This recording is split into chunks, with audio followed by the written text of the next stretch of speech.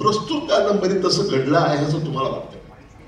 मुळात कादंबरी इतिहास म्हणून वाचूच नाही, चूकच आहे ते. जरी त्याच्यात इतिहासाचा उल्लेख असला तरी तो एक आधार म्हणून घेतलेला आहे वातावरण निर्मितीसाठी, काही विचार करण्यासाठी. जर त्यामुळे कोणीतरी अशा कुठलीही गोष्ट ही जर इतिहासाचं पुस्तक म्हणून वाचायला घेऊन त्याच्यावरती जर आकांडतांडव करायला लागलं तर मला असं वाटतं की त्या माणसाची ती काहीतरी गफलत होते की आपण इतिहासाची पुस्तकं आहेत, इतिहास तज्ञ आहेत, ते ते ते घ्यावं. तर तुम्ही स्वामी सारख्या कादंबरीचं उदाहरण घ्या, त्यामध्ये उदात्तीकरण करण्यात आले. म्हणजे ऐतिहासिक कादंबरी, बॅकग्राऊंड ऐतिहासिक. तुम्ही तो इतिहास म्हणून वाचताय का? हा उदात्तीकरण तुम्ही तो इतिहास म्हणून वाचणार का हा मुद्दा आहे. नाही, लोकांपर्यंत काय मेसेज जातो हा खरा मुद्दा. लोकांनी मेसेज हा इतिहास म्हणून घ्यायचा का कादंबरी म्हणून घ्यायचा हा लोक तसा घेत नाही. ती लोकांची चूक आहे, ती कादंबरी लिहिणाऱ्याची चूक नाही. रणजित देसाईने असं कधी म्हटलं नाही की मी इतिहासाचं पुस्तक लिहिलं, ते म्हणाले मी कादंबरी. फक्त त्याच्यामध्ये जेव्हा कोणीतरी दावा केला आणि त्यांनी समजा सांगितलं की असं घडलं होतं, असं स्टेटमेंट केलं तर तो प्रश्न निर्माण, म्हणून ते वैयक्तिक, म्हणून तो कादंबरीकारावरती त्याची जबाबदारी नाही. नाहीतर इतिहास आणि कादंबरी वेगळे ठेवले पाहिजे. आता मोहन आकाश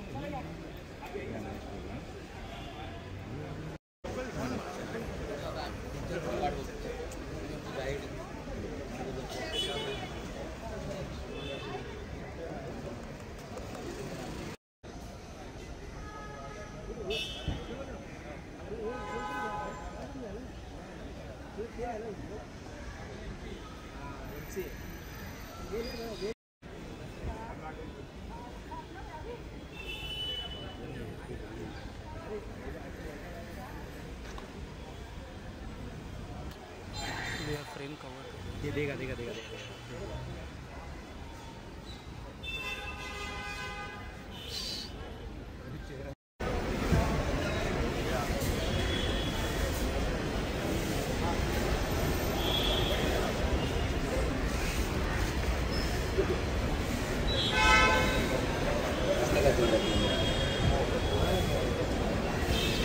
धैर्य आणि सहानुभूती याच्याशी मेळ असलेले विचारवंत, कलाकार आणि परिवर्तन घडवणारे मान्यवर आज आपल्या सोबत या प्रकाशन सोहळ्यासाठी आवर्जून वेळ काढून आलेले आहेत.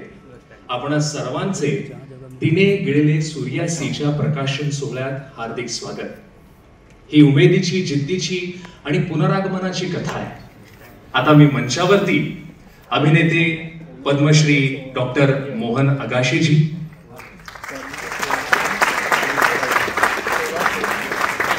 श्री अतुल कुलकर्णी जी,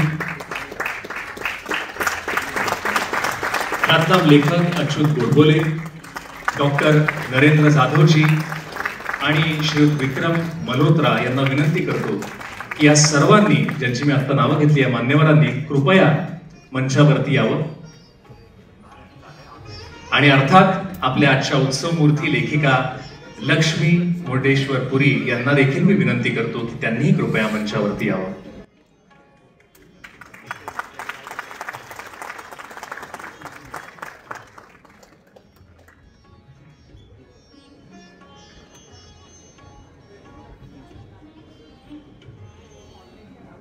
या सर्व मान्यवरांना मंचावरती अर्थात आपण बोलवलेलं आहे ते दीप प्रज्वलन करून आपल्या कार्यक्रमाला अधिकृतरित्या सुरुवात करण्यासाठी. तर मी या आपल्या वाचक नाही तर कलाकार मंडळींना सुद्धा या पुस्तकानं भुरळ घातलेली आहे आणि म्हणूनच लवकरच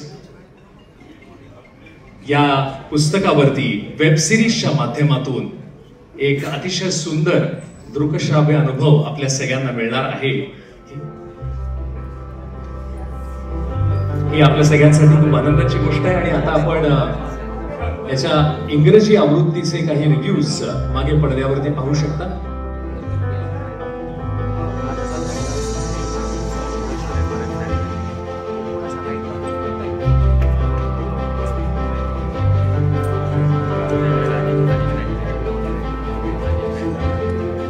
उपस्थित मान्यवर आणि आपल्यासाठी विशेष उपस्थित झालेले हे नेते मंडळी आणि मान्यवर या सगळ्यांना मी विनंती करतो की त्यांनी एक एक पुस्तकाची परत आपल्या हातात घ्यावी.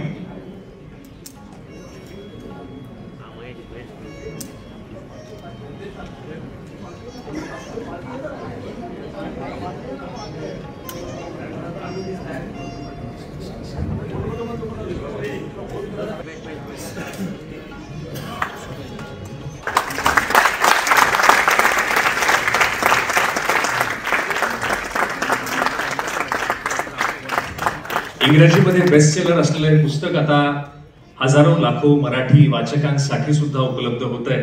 हाच तो क्षण.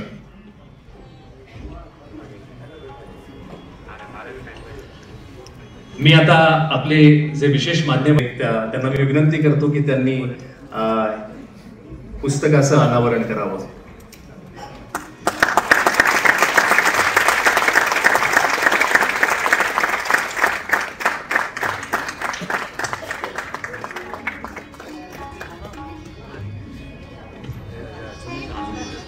मी तुम्हाला म्हटलं तसं आजच्या उत्सव मूर्ती ज्या आहेत त्यांचं मनोगत ऐकण्यासाठी मी उत्सुक आहे, कारण का त्यांचं इंग्रजी आवृत्ती जी आहे बाकी काही घडणार नाही असं नाही. याच्यामध्ये शेवटी एक अतिशय सुंदर संवाद इकडे घडणार आहे आणि या संवादाचं नाव आहे सूर्य संवाद. आता वेळ आली आहे तिने गिळले सूर्यासी या पुस्तकाच्या पानांपलीकडे जाण्याची. सूर्यसंवाद हा या विशेष चर्चेतून आपले मान्यवर वक्ते या कथेमागील विचार, भावना, प्रेरणा आता आपल्याला एकदम उलगडून सांगणार आहेत. आणि ही चर्चा पुढे नेण्यासाठी मी तात्पुरती माझी सूत्र जी आहेत ती सोपवणार आहेत आपले मॉडरेटर डॉक्टर नरेंद्र जाधव यांना. आणि अर्थात आपल्या चर्चेचे पॅनलिस्ट असणार आहेत श्रीयुत अतुल कुलकर्णीजी आणि श्रीयुत अच्युत गोडबोले सर.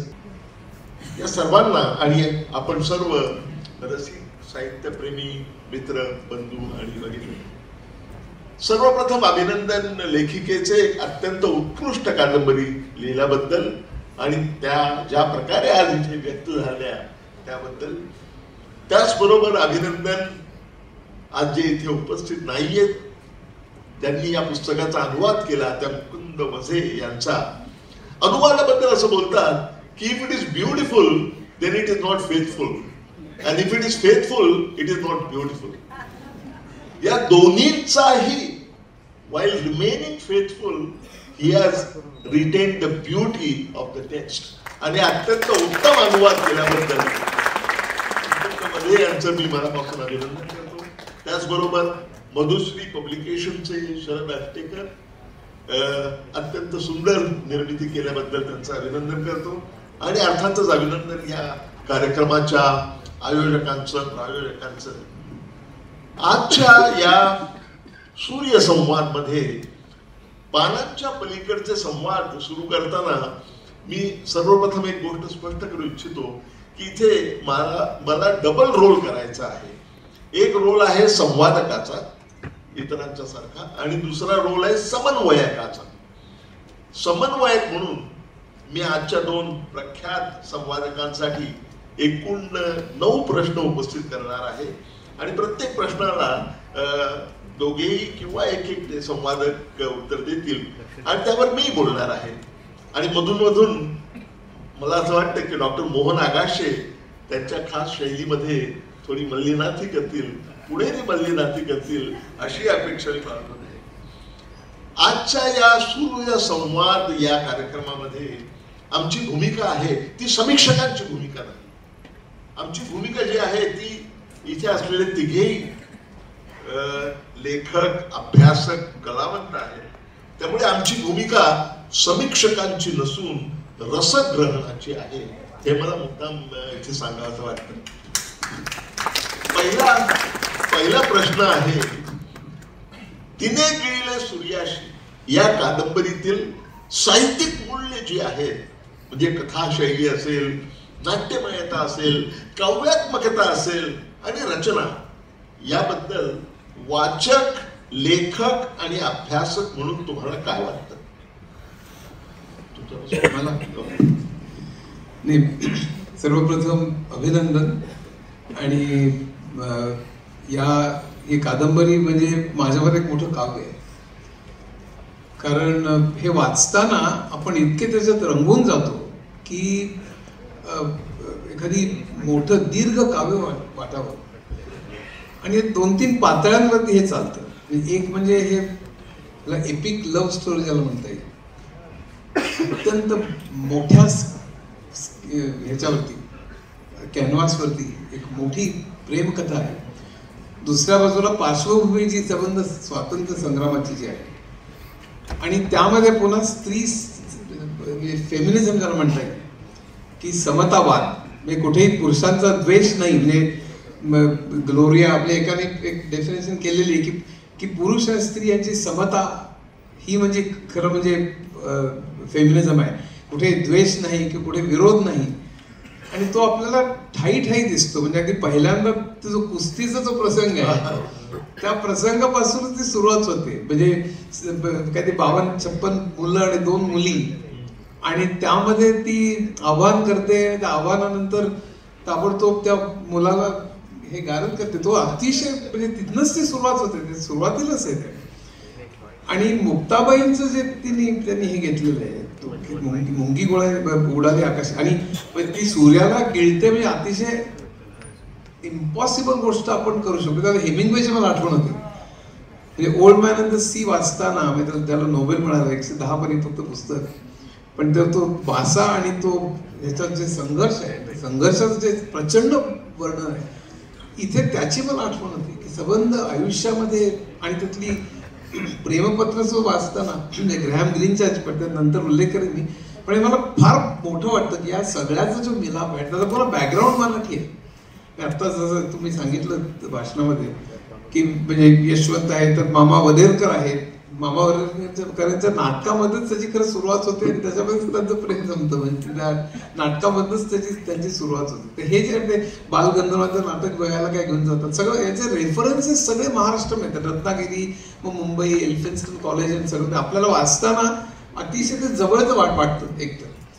आणि भाषा अप्रतिम. मग सांगितलं मुकुंद वदांनी भाषांतर हे इतकं सुंदर केलेलं आहे की ते म्हणजे मराठी वाचकाला सुद्धा, आणि मधुश्रीने हे सुद्धा पुस्तक अतिशय छान छापलंय. जरूर वाचावं असं हे पुस्तक आहे. मला आव्हान म्हणजे सगळ्यांना आवाहन करायचं की अतिशय सुंदर असं हे पुस्तक आहे. पेज टर्नर ज्याला म्हणतात, म्हणजे एक पान आपण खाली ठेवू शकत नाही अशा तऱ्हेची कादंबरी. पण या तिन्ही गोष्टी एकत्र आल्यामुळे म्हणजे स्वातंत्र्य चळवळ, त्यातनं पुन्हा आणि आई वडिलांच्या ह्याच्यावरून प्रेरणा घेतली. तर 148 पत्र त्याने जास्त आहेत, पण त्यांना ती सापडली. आणि ह्यातली पत्र अतिशय सुंदर आहे. म्हणजे यातलं नंतर कधी वाचन करीन खरंच. नंतर प्रश्न आहेत त्याबद्दल.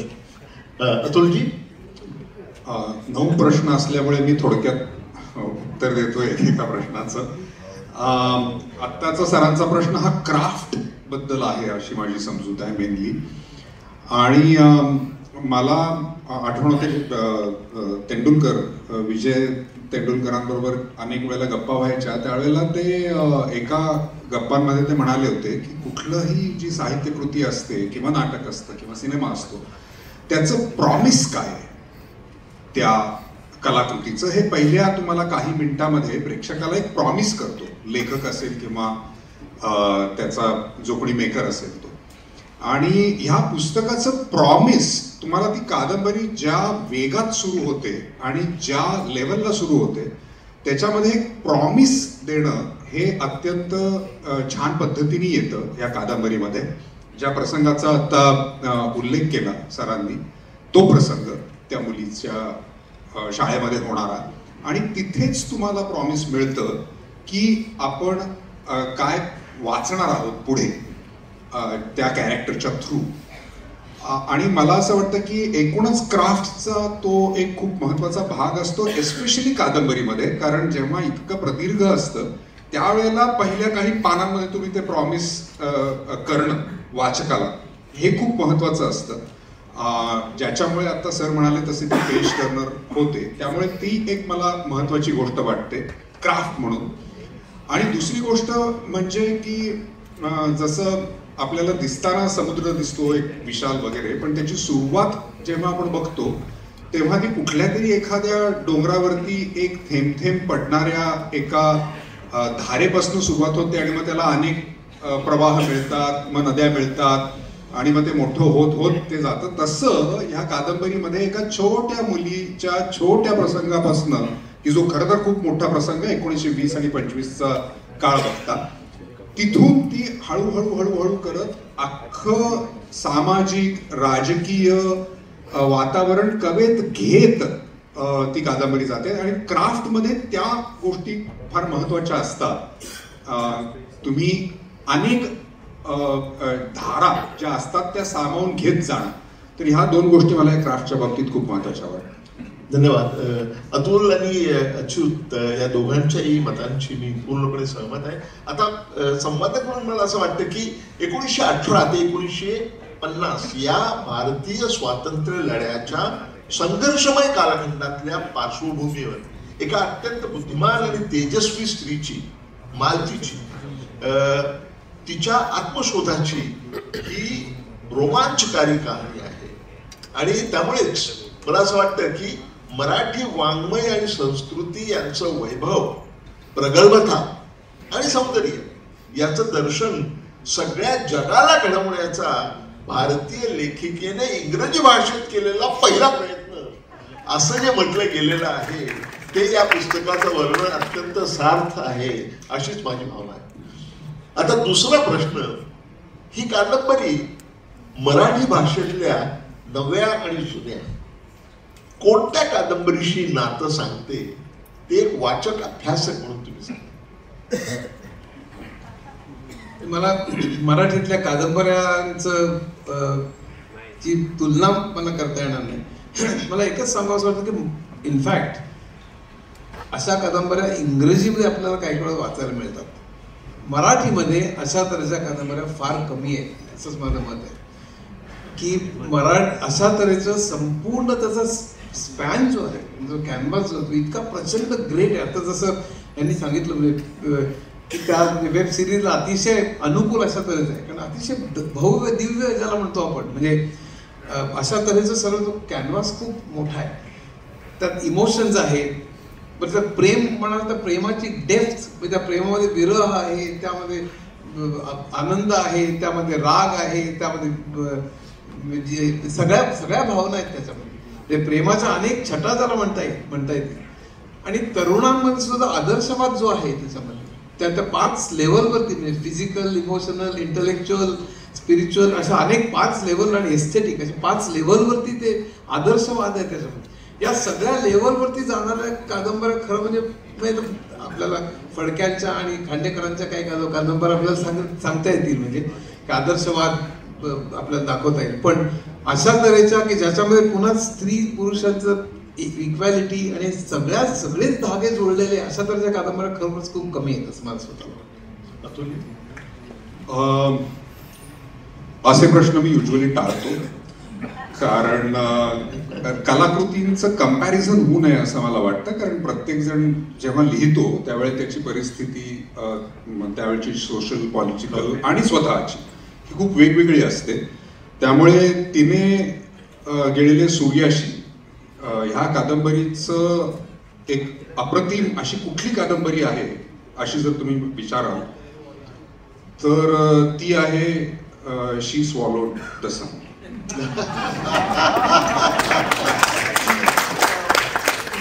अत्यंत योग्य असं उत्तर दिलेलं आहे. कलाकृतींची तुलना करता कामा नये हे जरी खरं असलं तरी कुठलीही साहित्यकृती वाचताना आपल्याला त्यापूर्वी आपण वाचलेल्या कुठल्या तरी याचा संदर्भ लागतो, त्याची नाळ जोडली जाते. मला संवादक म्हणून असं वाटतं की या कादंबरीमधली ऐतिहासिक पार्श्वभूमी, विस्तीर्ण पट आणि अनेक कॅरेक्टर शिवाय काव्यात्मकता ही जर लक्षात घेतली तर व्यक्तिशः मला ही कादंबरी भालचंद्र नेमाडेंच्या हिंदू या उत्कृष्ट कादंबरीशी नातं सांगते असं मला वाटतं. तिसरा प्रश्न, मराठी संस्कृती हा या कादंबरीचा स्थायी भाव आहे आणि मराठी भावविश्व या कादंबरीमध्ये सर्वत्र सर्वव्यापी असं ते भावविश्व आहे. तरीही या कादंबरीमध्ये जी मूल्य सांगितलेली आहेत त्या मूल्यांना विश्वात्मक युनिव्हर्सल असं परिमाण आहे असं तुम्हाला वाटतं? नाही, युनिव्हर्सल आहे का? मला असं वाटतं नक्कीच आहे त्याच्यामध्ये, कारण मराठी पुरतं रिस्ट्रिक्टेड नाही आहे. त्याचा उगम संबंध मराठी आहे. रत्नागिरी, नंतर एल्फिन्स्टन कॉलेज आणि इतर आता सांगितलं त्याप्रमाणे अनेक ठिकाणी, नंतर मग दिल्ली आणि अनेक ठिकाणी मग ते कथानक फिरतं. पण यातली जे सांगायचंय तो म्हणजे पुन्हा संघर्ष, अन्यायाच्या विरुद्ध लढणं आणि पुन्हा स्त्री पुरुष इक्वॅलिटी, हा जो सगळा प्रकार आहे. म्हणजे सिमॉन दु बोव्हो जसं म्हणायच्या की म्हणजे women are not born, women are made, अशा तऱ्हेचं काहीतरी वाक्य आहे.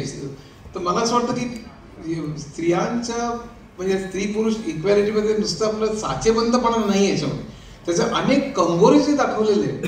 म्हणजे प्रेमाचे पण अनेक कंगोरे आहेत, स्त्री पुरुष स्त्री स्वातंत्र्याचे आणि इक्वॅलिटीचे पण अनेक जे कंगोरे आहेत ते सुद्धा अतिशय वेगळे. आणि ते मला वाटतं ते युनिव्हर्सल आहे. म्हणजे हे जे आहे हे युनिव्हर्सल आहे. अन्यायाच्या विरुद्ध लढणं. आता रोझा पार्क उदाहरण, तर तिकडली उदाहरणं घ्यायची तर कितीतरी घेता येतील उदाहरणं.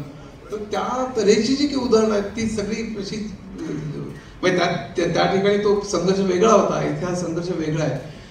पण हे यातली तत्व ही सगळीकडे लागू पडतात असं मला. एक वाक्य मला फार आवडतं की ज्याचा उल्लेख एस्पेशली आमच्या सिनेमांच्या बाबतीत केला जातो. The more the local the more it's universal. आणि अगदी सुरुवातीपासनं ह्याच्यामध्ये भाषा असो, प्रांत असो, मनुष्य स्वभाव असोत, रिलेशनशिप्स असोत, ह्याच्यामध्ये आणि मल्होत्राजींसाठी हे खूप महत्वाचं आहे असं मला वाटतं. कारण it is so local in its core that why do we see Mexican films, why do we see Iranian films?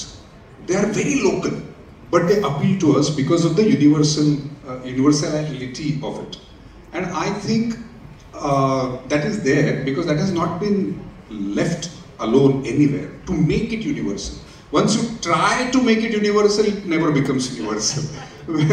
when you keep it to your core, when you keep it local, तुम्ही जेव्हा ते स्थानिक ठेवता त्यावेळेला कुठल्याही जगातला माणूस बसून ते वाचतो, त्याला काहीतरी रिलेशन आपल्याशी त्याचं मिळतं.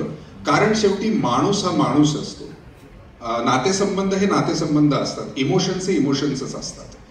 त्यामुळे जगात एखादी चांगली गोष्ट झाली की सगळ्यांनाच आनंद होतो, वाईट गोष्ट झाली की सगळ्यांनाच दुःख होतं. त्यामुळे ते मला असं वाटतं की ह्याचं खूप महत्वाची गोष्ट आहे. त्यामुळे it's very local and that's why it has a potential to become universal. Thank you, धन्यवाद अतुल.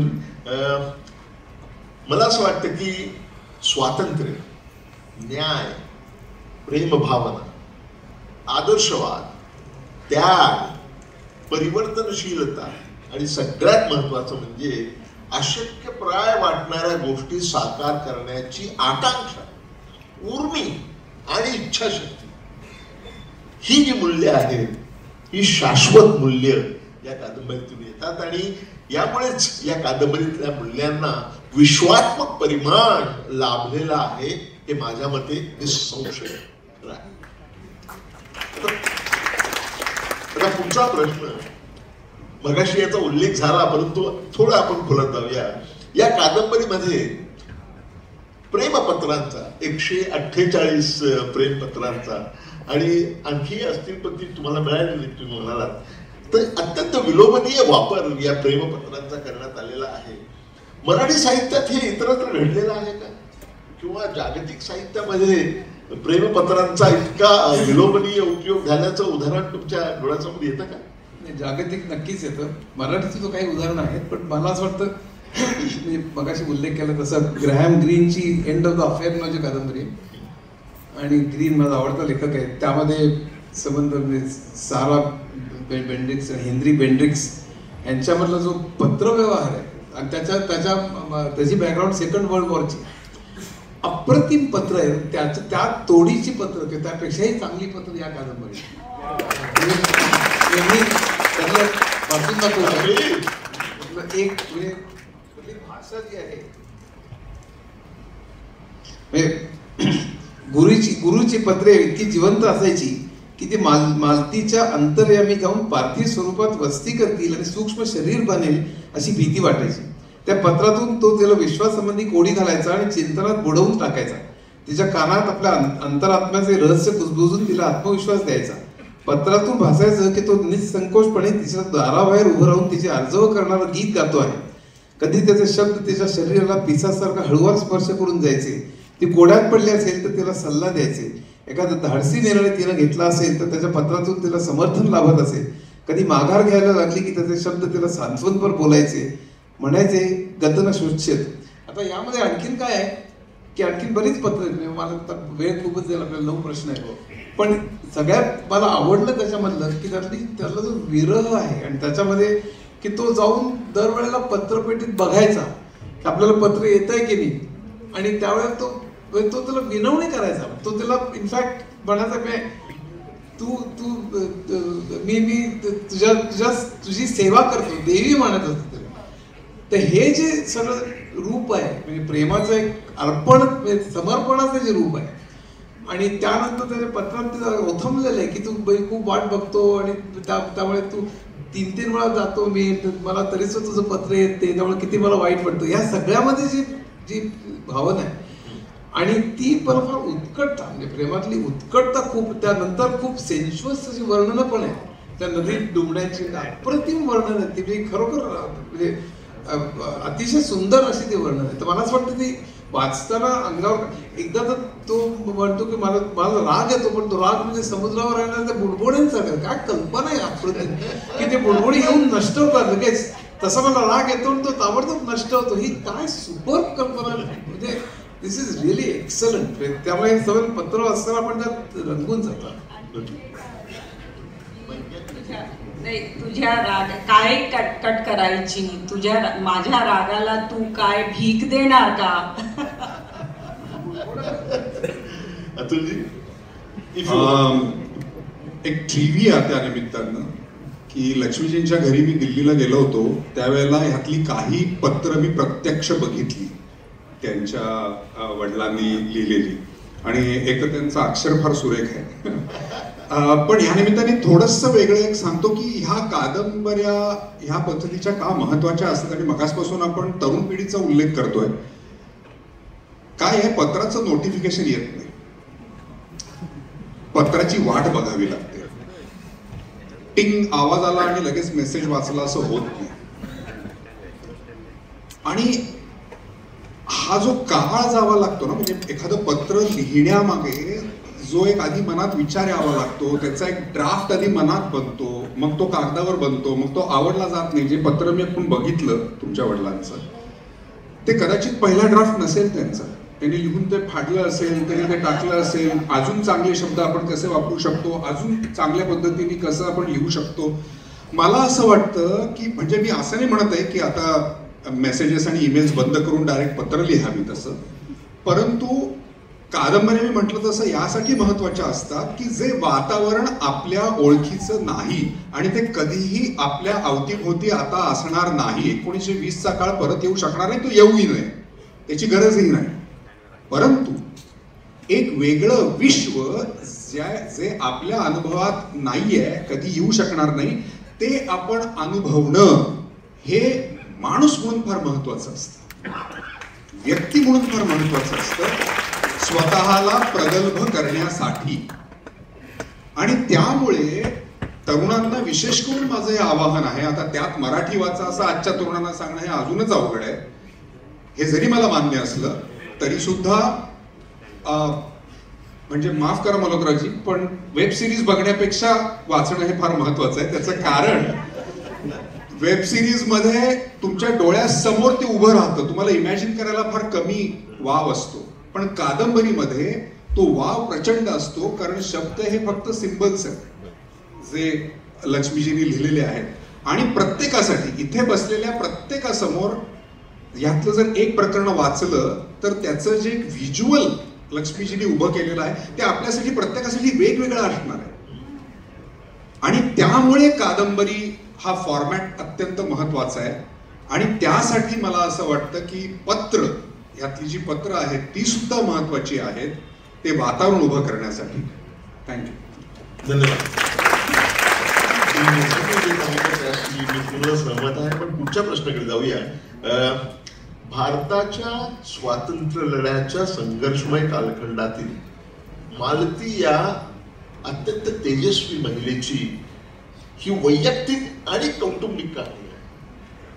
वैयक्तिक कहाणी आणि राष्ट्रीय इतिहास याची जी गुंफण या कादंबरीत घातली गेलेली आहे ती तुम्हाला भावली का? नाही, ही खूपच भावली. अशा तऱ्हेची, कारण ती फक्त वैयक्तिक जर का असती तर ती भावली नसती. कारण त्याच्यामध्ये जो ध्येयवाद, आदर्शवाद, संघर्ष आणि पुन्हा वैयक्तिक आयुष्य, संपूर्ण शिक्षण, प्रेम, ह्या सगळ्याचा जो मिलाफ आहे तो अतिशय सुंदर आहे. मला असं वाटतं ते खूप महत्वाचं आहे. कारण फक्त संघर्षाची आणि फक्त स्वातंत्र्याच्या कहाण्या आपण बऱ्याच ऐकतो, फक्त वैयक्तिक पण कहाण्या ऐकतो, पण त्याचा जो मिलाफ आहे त्यामुळे आपल्याला प्रचंड जास्त अपील होतं. गांधीजींची आठवण होते, कारण महिलांना स्वातंत्र्य लढ्यामध्ये आणण्यात गांधीजींचा इतका मोठा जो हात आहे. कारण त्याच्या आधी ही त्या अर्थाने मेल ओरिएंटेड स्वातंत्र्य संग्राम होता, पण गांधीजींनी पहिल्यांदी तळागाळातला म्हणजे समाज म्हणून तळागाळातली लोक आणि स्त्रिया यांना जे आणलं ते मालती एक त्याचं प्रतीक आहे असं मला वाटतं. आणि दुसरी गोष्ट अशी आहे की माणूस, आपण कितीही वैयक्तिक गोष्ट असली तरी तो फक्त व्यक्ती नसते ती. कारण व्यक्ती कशातनं बनते? व्यक्ती त्याच्या अवतीभोवती त्या काळात जे घडत असतं, सामाजिक, राजकीय, शैक्षणिक, सांस्कृतिक पटावरती, त्यातून व्यक्ती बनते. आणि त्यामुळे मला असं वाटतं की मालती हे फक्त ती एक इंडिव्हिज्युअल न राहता ती प्रतीक बनते त्या संपूर्ण वातावरणाचं. आणि त्यासाठी मला असं वाटतं की खूप महत्वाचं आहे. कारण तुम्ही म्हणालातच की फक्त एक वैयक्तिक गोष्ट झाली असती, पण ती संपूर्ण त्या काळाचा एक पट घेऊन उभी राहते ती कादंबरी. त्यामुळे ती मोठी होते. आणि म्हणून आपण जसं मगाशी म्हणत होतो की ती लोकल होणं म्हणजे काय असतं, शेवटी मगाशी म्हटलं तसं की लोकल होणे फक्त वैयक्तिक लोकल होणं नसतं. तो समाज काय होता त्यावेळेला, राजकारण काय होतं त्यावेळेला, विरुद्ध प्रवाह काय होते वैचारिक, जे ह्या कादंबरीमध्ये येतात, विरुद्ध वैचारिक प्रवाह. आणि एक अत्यंत महत्वाची गोष्ट, तुम्ही राजकारणाचा उल्लेख केला म्हणून मला या कादंबरीचं महत्व याच्यासाठी वाटतं. इथे परस्पर विरोधी विचार असलेली लोक एकत्र बसतात आणि बोलतात. त्याबद्दल प्रश्न ते अत्यंत महत्वाचं आहे. आणि आजच्या काळामध्ये आजच्या तरुणांनी आणि आपण सगळ्यांनी लक्षात घेण्याची ही गोष्ट आहे. आणि त्यामुळे मला असं वाटतं की ते पण खूप महत्वाचं आहे. धन्यवाद. एक छोटी करेक्शन करावीशी वाटते. तुम्ही म्हणाला ते योग्यच आहे.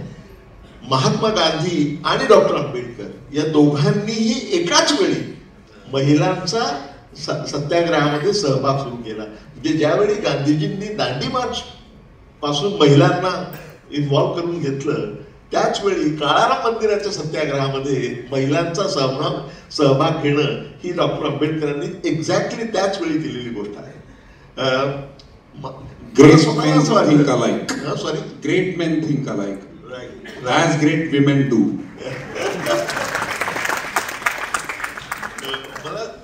मला असं वाटतं की मालती एल्फिस्टन कॉलेज मुंबईमध्ये असताना त्यावेळेचा तिचा प्रियकर, नंतर ज्याच्याशी तिचा विवाह झाला, त्या गुरुसह गांधीजींच्या सत्याग्रहामध्ये सहभागी होते.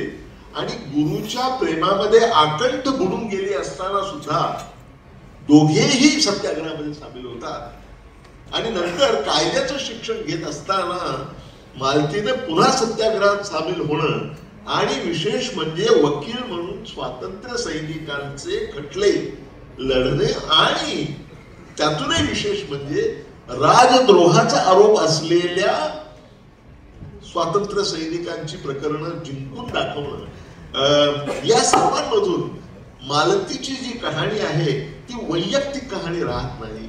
वैयक्तिक कहाणी आणि राष्ट्रीय इतिहास या दोघांची अतिशय उत्तम प्रकारे गुंफण या कादंबरीत झालेली आहे हे स्पष्ट होतं. तर 6वा प्रश्न असा आहे की याचा उल्लेख आधी झालेला आहे, परंतु मला थोडस याबद्दल तुमच्याकडून समजून घ्यायचं आहे. या कादंबरीतून, या महाकादंबरीतून प्रतीत होणारं त्या काळातलं महिलांचं सक्षमीकरण आणि लिंग समानता याबद्दल तुम्हाला काय वाटतं? त्या काळामध्ये बरेच प्रभाव होते. म्हणजे ज्योतिबा फुल्यांचं एक खूप मोठं काम होतं, सावित्रीबाई फुल्यांचं खूप मोठं काम होतं त्या काळामध्ये. तुम्ही म्हणालात त्याप्रमाणे गांधी, अतुल म्हणाला तसं की गांधीजींनी अतिशय मोठा तो प्रवाह आणला होता, डॉक्टर आंबेडकरांनी तो प्रवाह आणला होता. अनेक त्यावेळेला म्हणजे स्वराज्याची चळवळ चालू असताना फक्त पुरुषांची ती राहू नये आणि स्त्रिया त्यात सामील व्हाव्यात आणि शिवाय गोरगरीब पण सामील व्हावे, हे जे कॉन्ट्रीब्युशन आहे ह्या गांधी ते सर्व अतिशय सगळ्यात पुढे होते.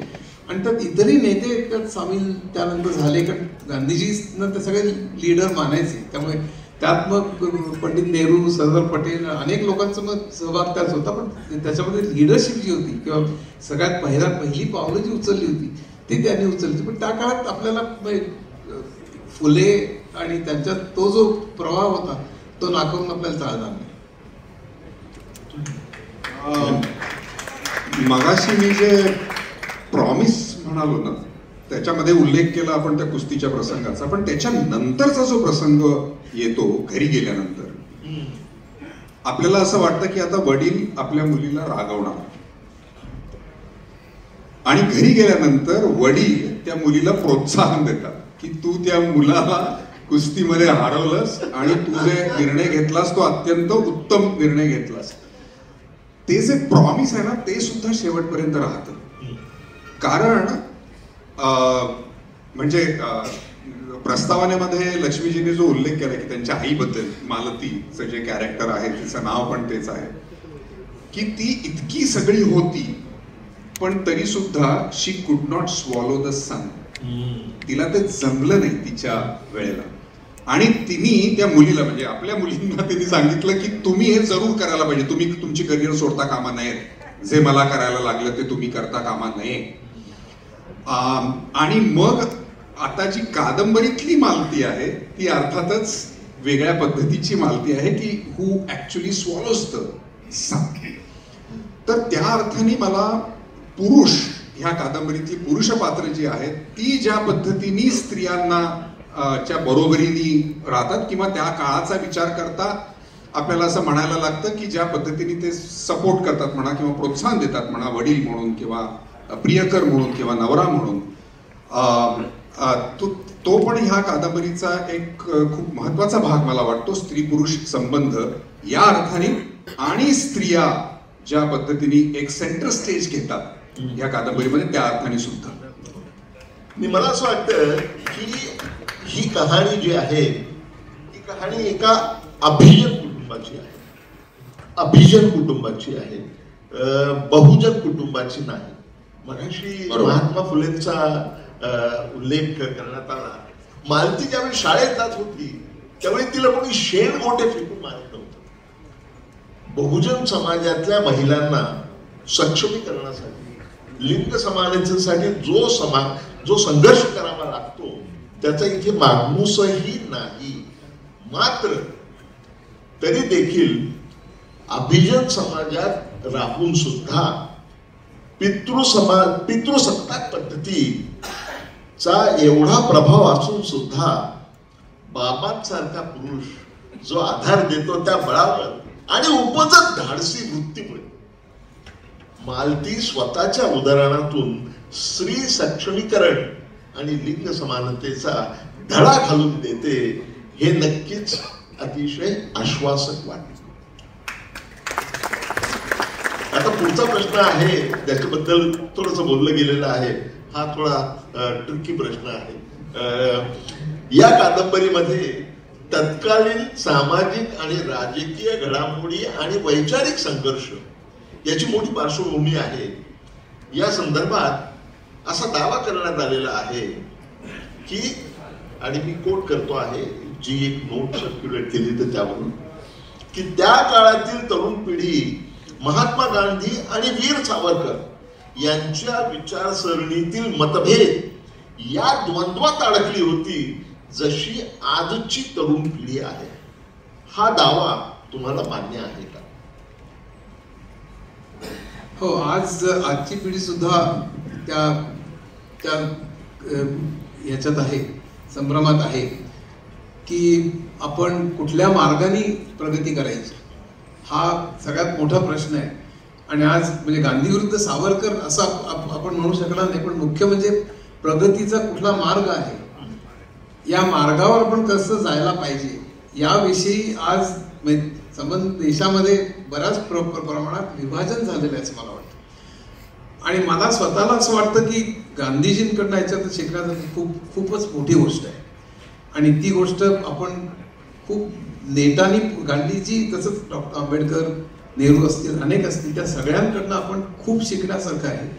आणि ती गोष्ट आपण पुढे नेली पाहिजे असं मला वाटतं. म्हणजे मला माझं स्वतःचं वैयक्तिक मत सांगतो की मी कुठली जात किंवा धर्म मानत नाही, कुठल्याही धर्मामध्ये द्वेष मानत नाही. आणि त्यामुळे आपण खऱ्या अर्थाने सर्वसमावेशक सगळ्यांपर्यंत आपली प्रगती कशी पोहोचेल, सगळे धर्म जात हे भेदभाव विसरून आणि स्त्री पुरुष भेदभाव विसरून या सगळ्याच्या पलीकडे सगळ्यांचं कल्याण कसं होईल हेच तत्वज्ञान मला शाश्वत वाटतं. आणि त्याच दृष्टीने तरुणांनी त्याच्याकडे बघावं असं मला नेहमी वाटतं.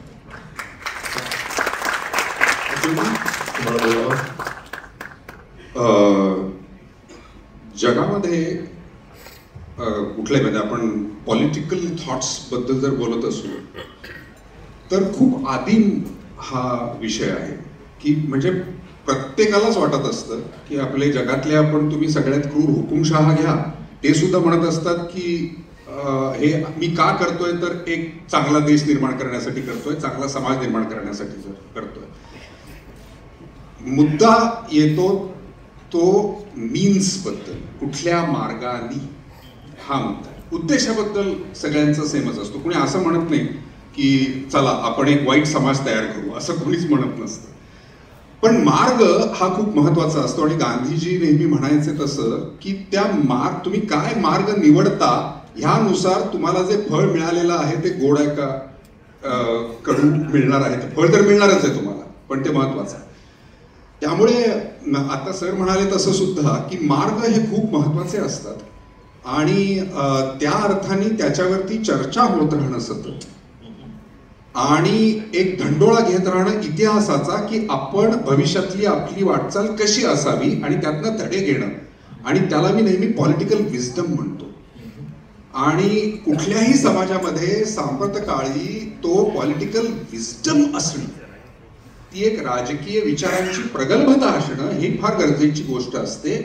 आणि त्यासाठी सुद्धा अशा कादंबऱ्या वाचणं गरजेचं असतं, मागे जाऊन की काय झालं होतं. आणि एंटरटेनिंग स्वरूपात तुम्हाला, एक गोष्टीच्या रूपात तुम्हाला जर हा संघर्ष समोर आला तर त्या अर्थाने तुम्हाला इतिहास कळणं हे जास्त एंटरटेनिंग होतं.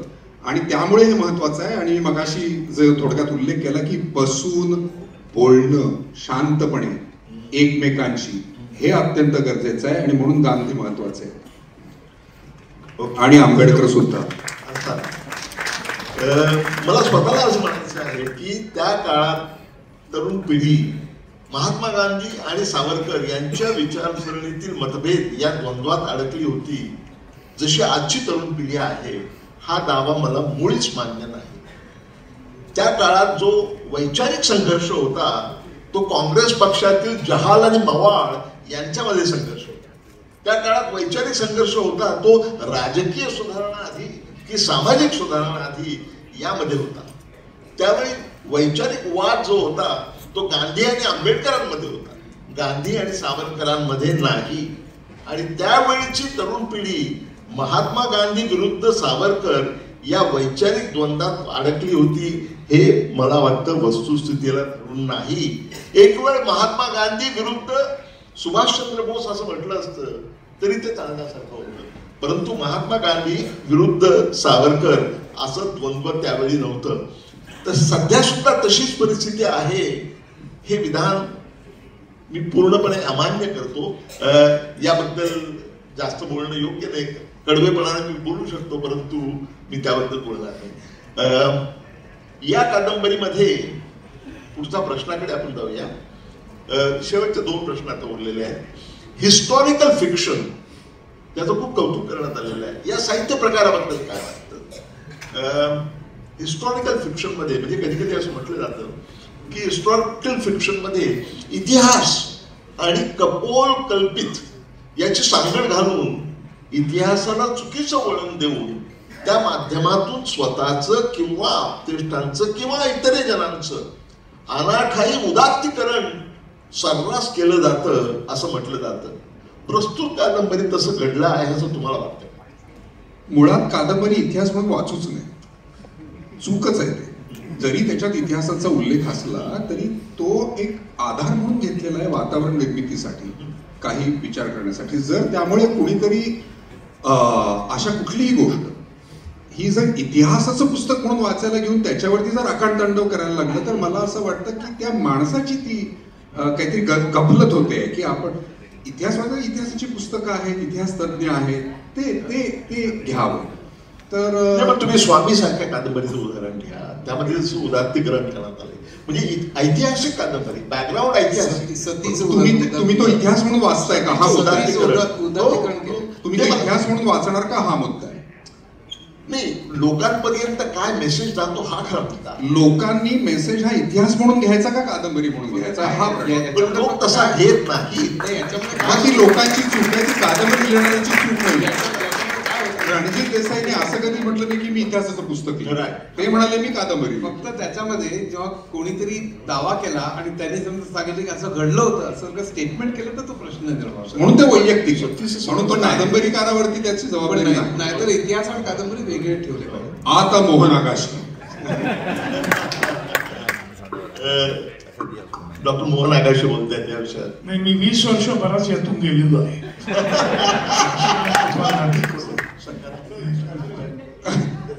बस मधनं आणि तेंडुलकरांनी लिहून सुद्धा की हे ऐतिहासिक नाटक नव्हे, ही एक नृत्य संगीतमय दंतकथा आहे.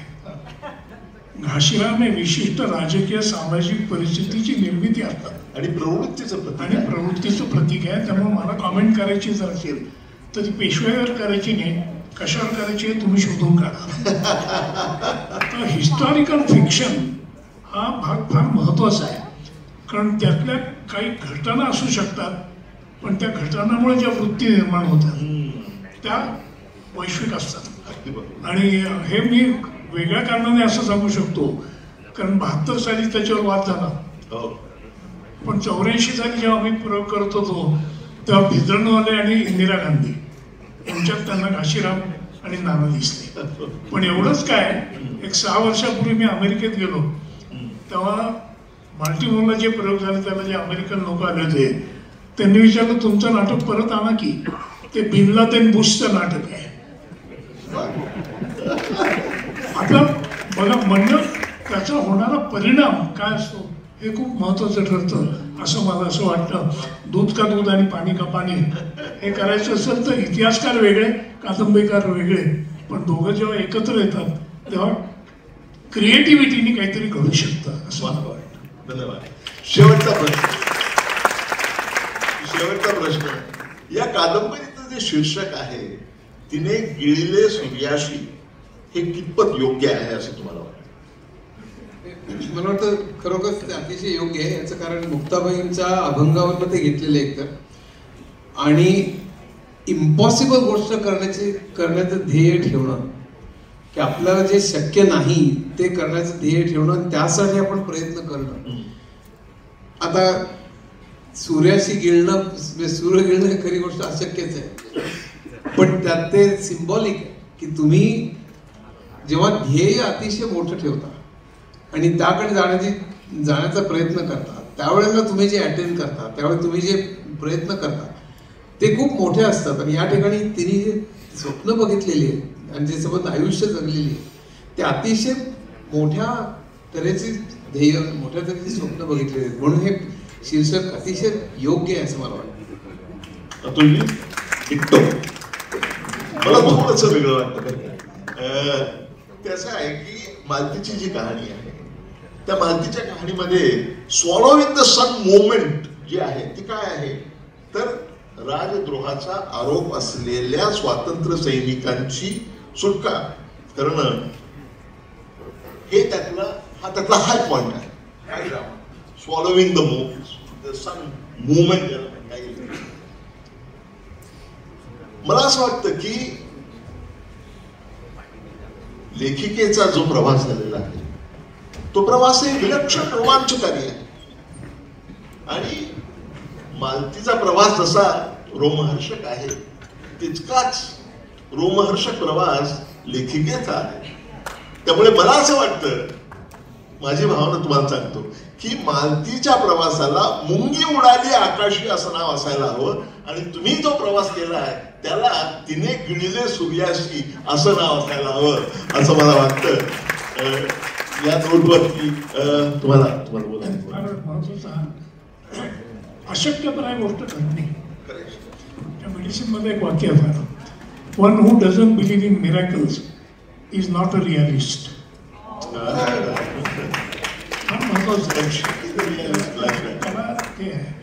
आणि मगाशी एक मुद्दा जो कादंबरीबद्दल बोलला, लिहिलं पाहिजे. आता आपण 3 फेजेस मध्ये गेलो, oral communication, written communication, digital communication. म्हणजे अनुभवाचं रूपांतर ज्यांना शब्दात करायला जमतं ते लेखक झाले आणि शब्दाचं रूपांतर जे अनुभवात करतात ते फिल्म मेकर झाले. आणि त्यामुळे ते फार महत्वाचं, कारण सगळ्या भाषा बोलल्या जातात, कारण सगळ्यांनाच तेवढी कल्पनाशक्ती असेल असं नाही. पण सिनेमा बघताना सुद्धा एकच सिनेमा प्रत्येक जण बघतो, प्रत्येकाला तो वेगळा दिसतो. ते पुस्तकाच्या बाबतीत जास्त शक्य आहे सिनेमापेक्षा. पण अनुभव क्रिएट करणं शब्दामधून हे आता सोपं झालेलं आहे, कारण हे हातात आलेलं आहे. म्हणजे जे पूर्वी इनॲक्सेसिबल अनअफोर्डेबल होतं ते आता अफोर्डेबल झालेलं आहे. त्यामुळे ही भाषा शिकणं, लिहिणं वाटणं शिकणं इतकंच महत्वाचं आहे असं मला वाटतं आणि ते त्या कादंबरीत कळतं. मी सर्व संवादकांचे आणि प्रमुख पाहुण्यांचे मनापासून आभार मानतो. त्यांनी सगळ्या प्रश्नांवरती अतिशय मौलिक असं मतप्रदर्शन केलेलं आहे. आणि पण या सगळ्यांचं एका बाबतीमध्ये एकमत आहे, आमचं सगळ्यांचं आणि तुम्हा सगळ्यांचं, की तिने गिळले सूर्याशी ही एक अप्रतिम आणि अद्भुत कादंबरी आहे. तिचं अनेकानेक भाषांमध्ये भाषांतर व्हायला पाहिजे, देशी आणि विदेशी. आणि त्याचबरोबर ची वाटचाल होत असताना तुमची मालिका जी आहे, वेब सिरीज, ती सुद्धा लवकरात लवकर येवो आणि त्या माध्यमातून ज्यांना वाचन करता येत नाही त्यांच्यापर्यंत हा मेसेज, विशेषतः तरुणाईकडे हा मेसेज पोहोचवण्याची जी नितांत आवश्यकता आहे तो पोहोचू शकेल असं मला वाटतं. इथे येऊन तुमच्या सगळ्यांची बोलण्याची संधी दिली त्याबद्दल मी आयोजकांचे मनापासून आभार मानतो. प्रभावी व्यक्तिमत्व ते आहे. एक मानसोपचार तज्ञ म्हणून, एक कलाकार म्हणून मनाचा खोल अभ्यास ते करत असतातच. त्यांचं कार्य तिने गिळले सूर्यासीच्या आत्म्याशी साधर्म्य सांगणार आहे. पद्मश्री डॉक्टर मोहन आगाशे सर यांनी इथे आपले या संदर्भात विचार मांडावेत अशी मी त्यांना विनंती करतो. सर.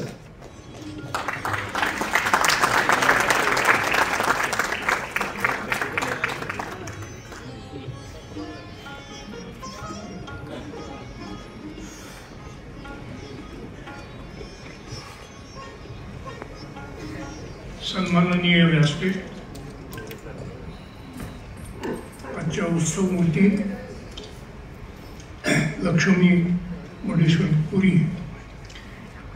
आणि आत्ताच त्यांचं फार प्रभावी भाषण मी ऐकलं ते नुसतं प्रभावी नव्हतं, ते खूप आतपर्यंत जाणार होतं आणि म्हणून मला ते जास्त भावलं.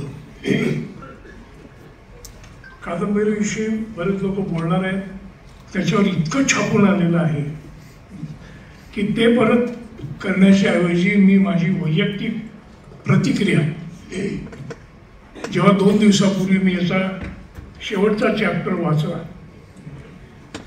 त्याच्यानंतर जे डोक्यात आलं, कारण या 539 पानाच्या पुस्तकाला न्याय देण्यासाठी जी 10 मिनिटं मला दिलेली आहेत ती केवळ माझ्या शिक्षणाचा परिणाम आहे की आमच्या शिक्षणात, वैद्यकीय शिक्षणात एखाद्या विषयावर निबंध लिहायला सांगायचे आणि त्याच विषयावर एक शॉर्ट नोट पण लिहायला सांगायचे. तेव्हा आपला कस त्याच्याबरोबरच लागणार आहे हे लक्षात घेऊन मी सांगतो की मी तो शेवटचा धडा संपवला आणि पूर्वी कधी केलं नाही ते उत्स्फूर्तपणे बोलायचं टाळून 10 मिनिटं क्रॉस होऊ नये म्हणून मी लिहून आणलंय. कारण मी जर नुसतं बोलायला लागलो तर कदाचित किती वेळ जाईल हे सांगता येत नाही आणि माझ्याकडनं तो प्रमाद घडू नये म्हणून मी काळजी घेतलेली आहे. कमालीची उत्सुकता, मोजके शब्द, भावना आणि शब्दरचना याचा अमूर्त मेळ म्हणजे ही कादंबरी आहे. यामध्ये थोर मोठ्या स्वातंत्र्य सैनिकांचा नुसता उल्लेख नाही, काय झालेलं आहे त्यात. गांधी आहेत, सावरकर आहेत, बाबासाहेब आंबेडकर आहेत, सरोजिनी नायडू, पंडित नेहरू, ॲनी बेझंट, सुभाषचंद्र बोस आणि त्यामुळे घडलेल्या घटना या किती ऑथेंटिक आहेत हे कादंबरी असून सुद्धा लक्षात येतं. आणि त्याचं वैशिष्ट्यच ते आहे या कादंबरीचं. ही खरी आहे का? आहे. ही काल्पनिक आहे का? आहे. मग ही दोन्ही कशी आहे म्हणून ती कादंबरी आहे. कारण घटना सत्य आहेत, तपशील काल्पनिक आहेत, एकमेकांना जोडलेले आहेत आणि त्यामुळं आजचं युग जरी पुरुष आणि स्त्री समानतेचा जितक्या पद्धतीनं सन्मान करत असल्यासारखे वाटतात तरी वास्तव परिस्थिती याहून वेगळी असू शकते. याचा अनुभव आपल्याला पदोपदी येतो आहे. स्त्रियांना पुरुषांच्या खांद्याला खांदा लावून काम करत असताना येत असलेल्या अडचणी, त्यावर धैर्याने मात करत अनेक शिखरं पार करत स्वतःची आणि पालकांची जी कसोटी पणाला लागत असते आणि त्यातून आपल्या ध्येयापासून जराही न डळमळता आपल्या इच्छित स्थळी पोहोचण्याचं साफल्य कसं मिळवलं हे वाचायला या कादंबरीत मिळतं आणि ते आजच्या पिढीला त्यामुळे प्रेरणादायी, आशावादी आणि आदर्शवादी आहे असंच म्हणावं लागेल. आपल्या भूमीच्या स्वातंत्र्यासाठी अनेक क्रांतिवीरांनी आपले जीवन वेचलं. ब्रिटिशांच्या जुलमी सत्तेच्या धाकाला न जुमानता प्रबोधन करून इंग्रज राजवटीविरुद्ध असंतोषाची ठिणगी पाडण्याचं काम त्या काळच्या नाटकामधून शिस्तबद्ध पद्धतीनं आणि कुणाचं नाव न घेता केलं गेलं, जेणेकरून अटक होण्याची संभाव्यता आपसूक कमी होत गेली आणि अजून जास्त काम करण्याची संधी या प्रकारे स्वतःच निर्माण झाली. त्यामुळे मानवी मनावर कलाक्षेत्राचा प्रभाव किती असतो हे त्यातून लक्षात येतं आणि त्याचं उत्तम वर्णन या पुस्तकात आपल्याला वाचायला मिळतं. कादंबरीमध्ये आपल्या बाल्याप्रती वडिलांचं प्रेम ज्या पद्धतीने वर्णिलं आहे त्यामध्ये वडिलांचं सर्व महत्त्वाचे सल्ले पाळून तारुण्यातील चुका टाळून यश कसे संपादन करावे हे पाहायला मिळते. ही गोष्ट आत्ता काळात फार महत्त्वाची आहे. या कादंबरीत पित्याचं मार्गदर्शन आहे, आईचं वात्सल्य आहे, प्रेमिकेचं गुंजन आहे, प्रेयसीला लिहिलेल्या कविता आहेत, प्रियकरावरचा राग आहे, समृद्ध राज्याचं सुरेख वर्णन आहे, राजघराण्यातील आपापसातलं चाललेल्या राजकारणाचं वर्णन आहे, ज्यातून आपल्याला साहित्याची प्रगल्भता लक्षात येते. पुस्तकाची पानं आणि पुस्तक जरी मोठं दिसत असलं तरी वाचत असताना सर्वच बाजूनं बौद्धिक कस लागतो. जुलमी सरकारनं स्वातंत्र्य लढ्यामध्ये ज्या क्रांतिवीरांवर गुन्हे दाखल करून तुरुंगात डांबून ठेवले होते त्याची सुटका एका स्त्रीनं आपल्या ज्ञानाच्या जोरावर करून स्वातंत्र्य चळवळीसाठी एक महत्त्वाचा हातभार लावला हे वाचून अंगावर शहारे आले. आता पुस्तक वाचताना तिने गळलेले सूर्याशी यातील नेमका सूर्य कोणता, त्याची व्याख्या काय, असे अनेक प्रश्न आपल्याला पडतात. पण पुस्तक वाचून संपण्याच्या आत या सगळ्या प्रश्नांची उत्तरं आपल्याला मिळतात.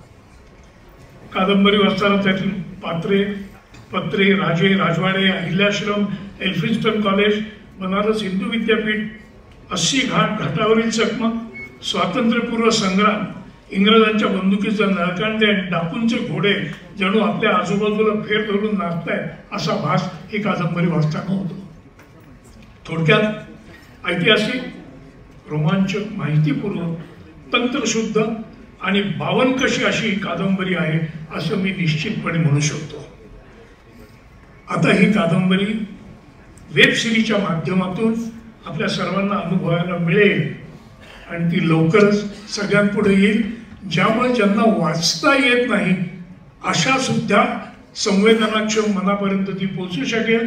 कारण आपल्या शिक्षणाचा सगळ्यात मोठा तोटा आहे, आपलं शिक्षण फक्त बुद्धिनिष्ठ आहे आणि ते पुस्तकातून होतं. संस्कारक्षम मनावर जे व्हायला लागतं ते कसं होऊ शकतं याचं प्रत्यंतर या कादंबरीत आपल्याला मिळू शकतं. बौद्धिक शिक्षणाबरोबर भावनिक समतोल कसा जपायचा, आपली ध्येय कशी जपायची हे आजच्या शिक्षणामध्ये फार अभावाने बघायला मिळतं. आणि त्यामुळं ही कादंबरी त्या स्वरूपात येणं हे मला जास्त महत्त्वाचं वाटतं.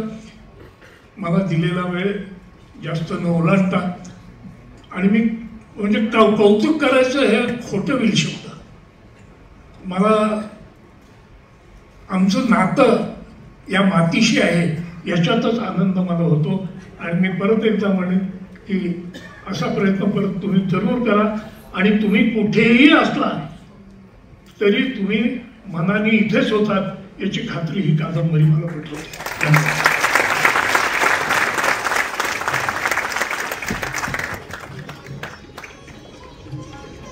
539 पानांची सरांनी त्यांच्या मिश्किल शैलीत शॉर्ट पण ऍप्ट नोट आपल्या सगळ्यांसमोर मांडली. धन्यवाद डॉक्टर आकाशी सर. एक कलाकार.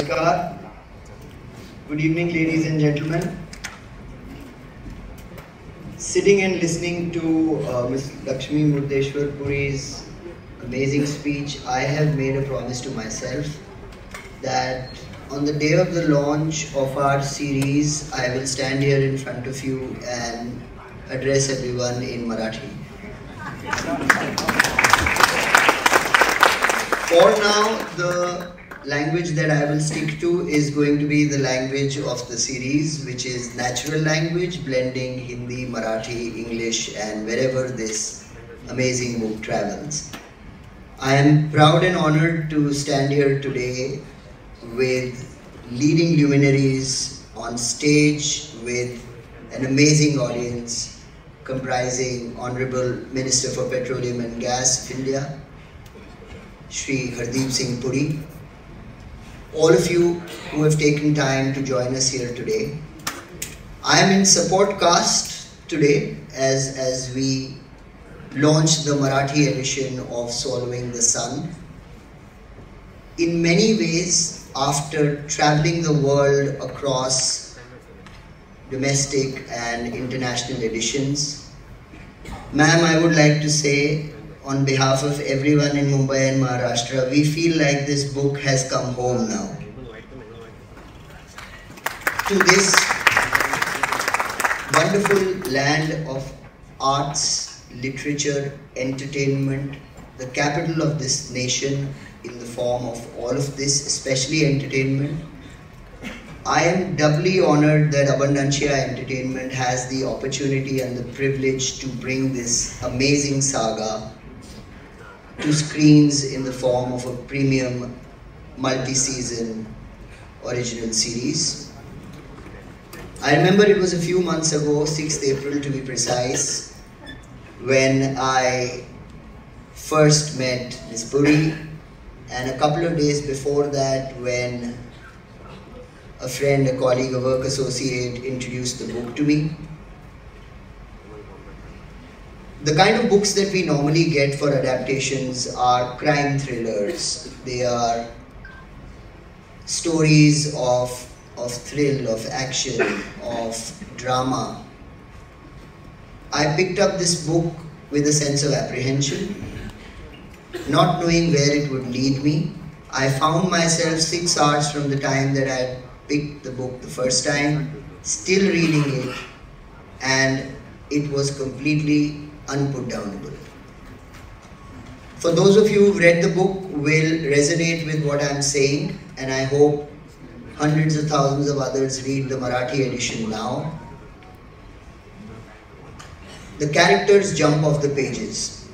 We often see work of the pre-independence and the independence era where protagonists are shown to be unidimensional. The world around them is usually sepia toned. This is a book full of life. The protagonist is full of life.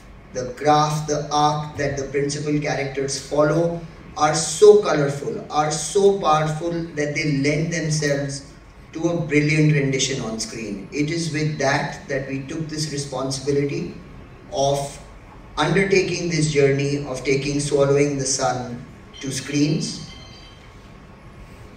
The journey of the protagonist Malti, one of the most fascinating characters I have in my career come across, whether it be films or series, and I've had the privilege to work on some really bright, really standout characters. Malti's character is unique. I often say this to Ms. Puri, that the actress that portrays Malti on screen is going to have the role of a lifetime, because it's like multiple graphs, multiple characters all folded into one. The fabric and tapestry of this book, the backdrop of this book is a unique blend of fact and imagination. It depicts the journeys not just of the characters but of the nation itself, the era that led to where we are sitting today. The work that's gone into building this book is reminiscent of a modern day saga.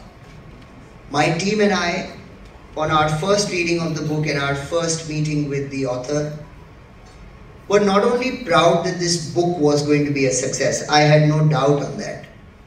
I have no doubt that it's going to make for a compelling watch on screens, on streaming as well. But what made us the happiest was that here was an attempt from India to tell a saga that would be here for generations to watch. We see content like this come from the West and we are wowed. With Swallowing the Sun, we firmly believe it's now our time to wow the West. It's a uniquely Indian tale, told in a manner, in a voice that rarely comes across. And it's a uniquely Indian tale which will not only find its audience in our great land, but also across the world. I am grateful to the publisher of the Marathi edition to bring it to our shores here. I'm very grateful for this amazing panel to support the book, because the more people read the book, the more anticipation and therefore viewership of our series. So I have a bit of a selfish interest in that. But I'm standing here grateful and proud on behalf of everyone associated with the book for the love and support that you're extending. Do please read the book, spread the good word, and look forward to the series. We've begun writing. We promise to bring it to screens very quickly. Thank you very much. Jai Maharashtra, Jai.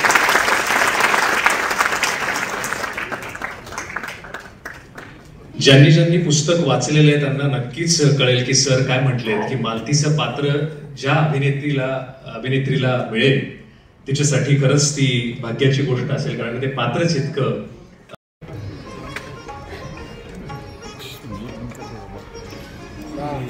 नमस्कार मुंबई,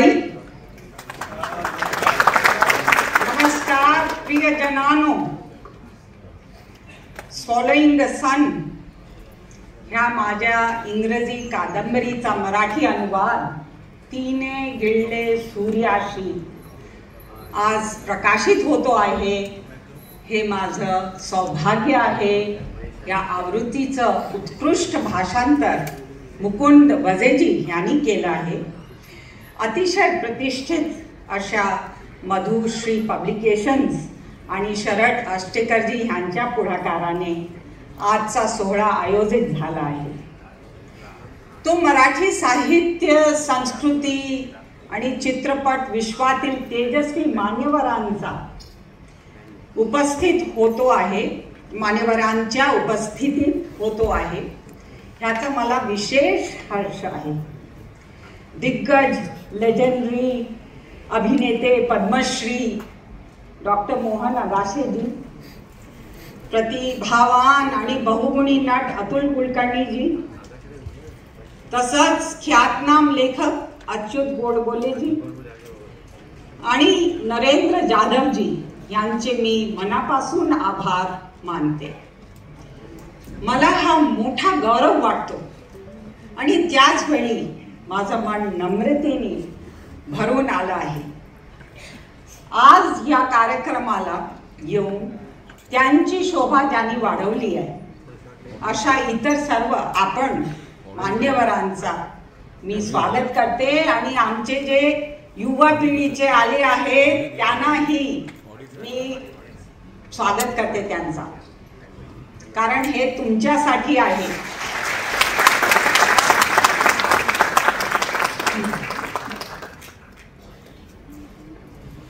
आज प्रकाशित होणाऱ्या अनुवादामुळे मी स्मरण कातर होते.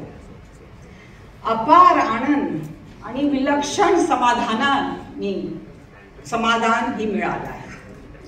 हा माझ्यासाठी केवळ एक साहित्यिक मैलाचा दगड नाही, तर हृदयाची घर वापसी आहे. हे पुस्तक आणि मी जगभर फिरलो. आता आपली मूळ, आपली भाषा, आपला आत्मा आम्हाला पुन्हा सापडले असं वाटतं. मराठी माझी मातृभाषा आहे आणि जी मी शाळेत शिकले नाही तरी माझ्या आई वडिलांनी आमच्यात मराठी साहित्य, कविता, नाट्य, संगीत, रंगभूमी याबद्दल प्रेम रुजवलं. मी इंग्लिशमध्ये विचार करते आणि लिहिते, पण स्वप्न ते मराठीमध्ये, प्रार्थना ते मराठी आणि संस्कृतमध्ये. जर माझं बाळपण आणि मला प्रश्न विचारत होते की का, आता गोडबोलेजी मला विचारत होते की का, किंवा मोहनजी पण विचारत होते की का मी मराठीत हे पुस्तक का नाही लिहिलं, तर त्याचं उत्तर आहे की जर माझं बालपण आणि शिक्षण दिल्लीमध्ये झालं नसतं आणि जन्म पण तिथेच झालं, माझा प्रेम विवाह एक पंजाबी शीख हरदीप सिंग पुरी या माझ्या IHS बॅचमेटशी झालं नसतं, जर अर्ध आयुष्य परदेशात व्यतीत झालं नसतं, तर मी ही कादंबरी नक्कीच मराठीतच लिहिली असते. त्यामुळे तिचं पुन्हा मराठीच्या कुशीत विसावणं माझ्यासाठी विशेष महत्त्वाचं आहे. कादंबरी लेखनाच्या ह्या प्रवासात एक गोड विरोधाभास काय आहे का माहिती आहे? ही कादंबरी इंग्रजीत लिहिताना मी मराठीतल्या असंख्य म्हणी, कविता, अभंग, मामा बरेकरांच्या नाटकातले विचे आणि गीत अनुवादित केले. त्यामुळे न कळतच मी मराठी भाषेच्या साहित्याच्या खोल सागरात आनंदात डुंबत होती. मूळ इंग्रजी आणि त्याचं मराठी रूपांतर असे दोन्ही एकमेकाशी प्रामाणिक राहतील ह्याची मी काळजी घेतली. कादंबरीचे वेगवेगळ्या भाषामध्ये, तेलुगू, आता पवन कल्याणजींनी त्याला इनॉग्रेट केलं विजयवाड्यात, हिंदी आता चालू आहे, आसामी चालू आहे, आणि स्पॅनिश अनुवादचं पण मला लवकरच ते होणार आहे. मला जाणवलं की अनुवाद ही कायापलट करण्याची एक विलक्षण कला आहे, एक सांस्कृतिक सेतू आहे आणि संपर्कांचं एक उत्तम साधन आहे.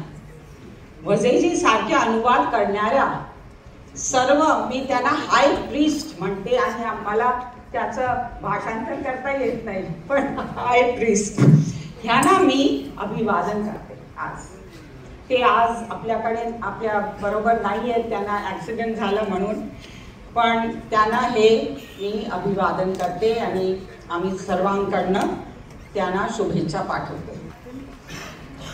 आम्ही या कादंबरीला तिच्या मूळ संस्कृतीत, तिच्या मातृभाषेत परत आणलं आहे. माझी बहीण इंदिरा भार्गव या प्रकल्पातील सहकारी, त्यांच्या शब्दात सांगायचं झालं तर आम्ही ही कादंबरी तिच्या माहेरी आणली आहे, तिच्या माऊलीकडे आणली आहे असं तिला वाटलं जेव्हा तिने वाचलं ते. माझ्या आईनं, मालती देसाई हिनं महान स्त्री स्थान मुक्ताबाई च्या अभंगाची माझी ओळख लहानपणीच करून दिली. त्या जणू माझ्या सपनात आल्या मी जेव्हा पुस्तक लिहित होत्या तेव्हा, आणि मला प्रेरणा दिली की आता मुंगी उडाली आकाशी त्यांचं जे अभंग आहे ते कादंबरीच्या शीर्षकाची आणि मध्यवर्ती संकल्पनेची प्रेरणा बनली. हा अभंग शिकवतो की जर तुम्ही धैर्य दाखवलं, जर तुम्ही श्रद्धा ठेवली आणि चिकाटी सोडली नाही तर अशक्य ते साध्य होतं, चमत्कार घडतात. मानवी चैतन्याच्या आणि आशेच्या अविनाशतेचाही तो संदेश देतो. तेच हे थीम आहे ह्या कादंबरीचं. सुप्रसिद्ध साहित्यिक आणि माझ्या मार्गदर्शक नमिता गोखलेजी मला म्हणाल्या की राष्ट्रीय आणि आंतरराष्ट्रीय स्तरावरच्या इंग्रजी साहित्य विश्वातली, ज्याला आम्ही ग्लोबल गार्डन ऑफ इंग्लिश म्हणतो, ही पहिली कादंबरी आहे जिनं मराठी संस्कृती आणि साहित्य ह्यांची श्रीमंती, खोली आणि तेज जगासमोर आणलं. ही कादंबरी empire writes back and returning the western gaze movement चा भाग आहे असे समीक्षक पण म्हणतात. या कादंबरीतल्या मुख्य व्यक्तिरेखा बहुतांश महाराष्ट्रीय आहेत. तिला रत्नागिरी, मुंबई, कोपरगाव, पुणे या स्थळांशी ची पार्श्वभूमी असली तरी कथानकाचा प्रवास संपूर्ण भारतभर होतो. इंदोर, गुणा, वाराणसी, नैनिताल, शिमला, दिल्ली असं विस्तारलेलं आहे. कादंबरीत इतर भारतीय तसंच ब्रिटिश व्यक्तिरेखाही आहेत. त्यामुळे या भारतीय कादंबरीला वैश्विक आयाम लाभला आहे. पण तिचा आत्मा मात्र अस्सल महाराष्ट्रीय आहे. या कादंबरीत अनेक शैली एकत्र आल्या. ही एक कमिंग ऑफ एज कथा आहे, कुटुंबाची गाथा आहे, उत्कट प्रणयाचं महाकाव्य आहे, ऐतिहासिक आणि समकालीन फिक्शन आहे. या स्त्रियांच्या सक्षमीकरणाची, त्यांच्या घराचा उंबरठा ओलांडण्याची, आकाशात झेप घेण्याची गोष्ट आहे. म्हणूनच ही कादंबरी सर्व वयांच्या स्त्री पुरुषांना आवडली. भारतापासून ते अमेरिका, इंग्लंड पर्यंत तिचा प्रवास झाला आणि ती बेस्ट सेलर ठरली. आता या कादंबरीवर आधारित एक वेब सिरीज तयार होणार आहे, जसं की सांगितलं राहुलजींनी. अबंडन्स या एंटरटेनमेंटचे प्रमुख श्री विक्रम मल्होत्रा जे आपल्या बरोबर आहेत इथे, त्यांच्या नेहमीच्या प्रभावी आणि ठाम विथ कन्व्हिक्शन शैलीत त्याबद्दल अधिक सांगतील. या कादंबरीला प्रेरणा मिळाली ती माझ्या महाराष्ट्रीय आई वडिलांकडून. महाराष्ट्राच्या साहित्यिक, सुधारणवादी आणि नैतिक परंपराची अभिमानाने जपणूक करणारे होते ते. माझ्या आई त्या काळात उच्च शिक्षण घेणारी एक पायनियर होती आणि वडील बी.जी. मुर्डेश्वर, डॉक्टर बाबासाहेब आंबेडकर सोबत भारतीय संविधानाच्या निर्मितीत सहभागी होते. त्यांचा त्या प्रवासाचं आणि प्रेम कथेचं प्रतिबिंब ह्या कादंबरीत दिसेल आपल्याला. पण ही काही त्यांची बायोग्राफी नाही आहे. ही कथा काल्पनिक आहे आणि मी त्यामुळे सत्य सांगायचं लायसन्स घेतलंय आणि मला परवानगी मिळाली त्याची. यात काही आठवणी जरूर आहेत, पण त्यातून अधिक आहेत ते एपिफनी, ते अंतर्दृष्टीची प्रेरणा आणि कल्पना शक्तीचा तिसरा डोळा. तर त्या महान अनोळखी विश्वातून पात्र आणि प्रसंग समोर आले, मला चकित केलं. त्यामुळे ही कथा बुद्धीला स्पर्श करतेच, पण मनाला, आत्म्यालाही स्पर्शून जाते, असं समीक्षकानेच म्हटलं आहे. या कादंबरीतल्या स्त्री पात्रांचा एक तारका समूह आहे. धगधगती, बुद्धिमान, मनमोहिनी मालती ही त्यातली सर्वात तेजस्वी तारा आहे. ह्या पात्रांना जादुई स्पर्श झालेला आहे. त्यांना पराक्रम करून दाखवायचा आहे, सूर्याला भिडायचं आहे. ह्या जादूला साथ देतात पण पुरुष. बाबा जे माझ्या आजोबावरती प्रेरित मॉडेल्ड आहे आणि प्रेरित आहे, गुरु जे माझ्या वडिलांवरती, आणि विलासराव. ही पुरुष पात्र जे आहेत ते ही फॉरची. मी जेव्हा UN Women मध्ये होते तेव्हा आम्ही एक मोहीम काढली होती ही फॉर शीची. तर हे सर्व ही फॉर शी चळवळीचे खरे कैवारी आणि पाठी राखे आहेत. माझे वडील आणि माझे जीवनसाथी हरदीपजी यांच्यासारखे यातल्या स्त्रियांना या महाराष्ट्रातल्या विलक्षण, निर्भयी, धाडसी स्त्रियाकडून प्रेरणा मिळतेच. आणि माया एंजेलोच्या फिनॉमिनल विमेन आणि टोनी मॉरिसनच्या आउटलॉ विमेन ज्यांना म्हणतात येईल अशा ह्या पात्र आहेत माझ्या कादंबरीत. ही कादंबरी माझ्या आई वडिलांना आणि त्यांच्या पिढीला आणि आपल्या सर्वांच्या पूर्वजांना हे एक अभिवादन आहे. त्यांनी आत्मसंशयावर ताबा मिळवला. पाश्चात्य शिक्षणाचा उपयोग करून वंशवाद आणि गुलामगिरी ह्याच्या विरुद्ध लढा दिला. भारतीय सभ्यतेचं पुनर्जागरण आणि महाराष्ट्रीय सांस्कृतिक पुनरुत्थानासाठी त्यांनी योगदान दिलं आणि त्यांची सोल फोर्स, आत्मशक्ती स्वातंत्र्य संग्रामात सर्जनशीलतेने समर्पित केली. हे नायक नायिका, अनसंग हिरोज अँड शीरोज, कारण शीरोजचं पण फार त्याच्यात रोल होता आणि आपण त्याला रेकग्नाइज नाही करत, आपण तेवढं आठवण नाही करत, पण ते जरूर आपल्याला आठवलं पाहिजे. शीरोज पण होत्या, जसं काही हिरोज होत्या आणि त्या अनसंग होत्या.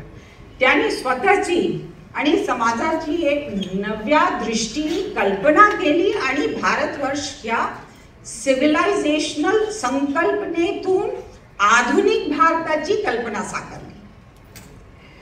ही कादंबरी तरुणाबद्दल आणि तरुणासाठी आहे.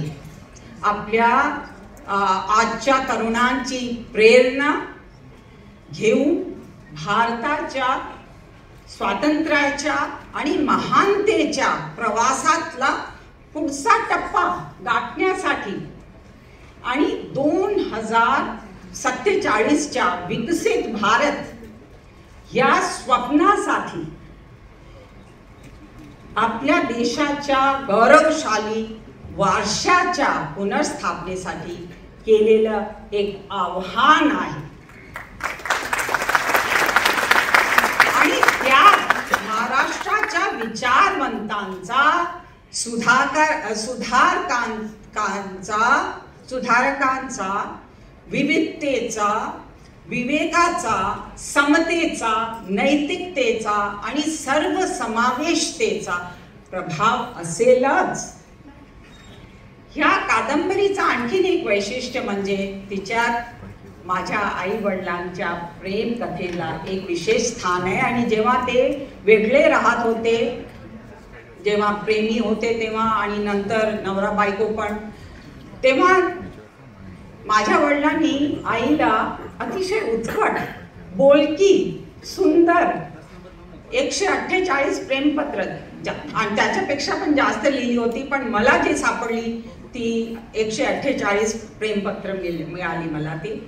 ह्या पत्रांनी कादंबरीला ऊबदार संवेदनशीलता दिली आहे. ही कादंबरी गाते असं समीक्षक म्हणतात. मी संस्कृत, इंग्रजी आणि सर्वात महत्त्वाचं म्हणजे मराठी कविता ह्या कथानकाच्या वस्त्रात विणले आहेत.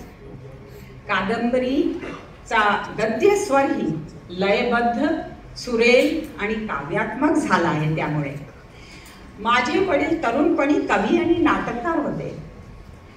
वरेरकरांच्या सत्तेचे गुलाम या नाटकाचा उल्लेख थिएटर ऑफ रेझिस्टन्स म्हणून मी ह्या कादंबरीत केला आहे. ते आम्हाला रोज एक आवडती कविता गाऊन ऐकवायचे. प्रत्येकीची वेगळी चाल होती. त्यातला काही कविता मी माझ्या पुस्तकात लिहिल्या आहेत, त्या मी इथे म्हणते. जणू माझे वडील माझ्या माध्यमातून गात आहेत.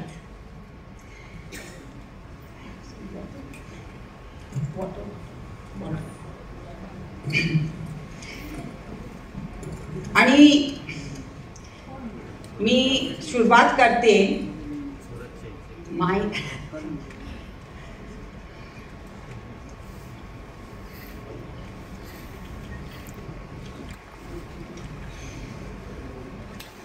बालकवीच्या कविता पासून. मेघांचे करी भूर्जपत्र धरुणी अस्तांजली प्रत्यही स्वर्गीचे नवलेख कुंकुम रसे ती सांध्य देविली रात्री शांत गभीर अंबुनिधीच्या अनिल पृष्ठावरी लज्जा लेखली विकंपित करे ती तारका सुंदरी सारे ते मग लेख तुच्छ गमती चित्ताची आलोचनी तिचा क्षय लेख एक चौपा मी मग्न पारायणी. आणि मग माधव जुलियन सुंदर लिहिलेलं आहे. तर पानांमधली कथा अगदी सहजपणे प्रभावीपणे पडद्यावर येऊ शकते. फक्त ती अशी दृष्टी हवी, जे आता आपल्याला सरांनी सांगितलं त्यातनं आपल्याला कल्पना असेल की वेबसिरीज पण किती सुंदर होऊ शकते. मित्र हो, आजचा हा कार्यक्रम केवळ पुस्तक प्रकाशन आणि आम्हीच बोलणार आहोत आणि सगळ्यांना धन्यवाद देते आणि मी आज खरोखरच धन्य झाले.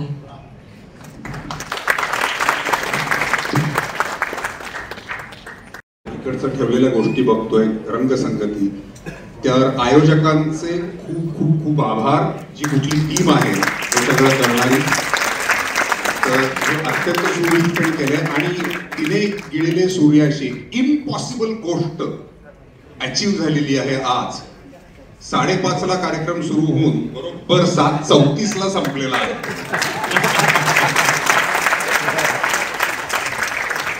धन्यवाद.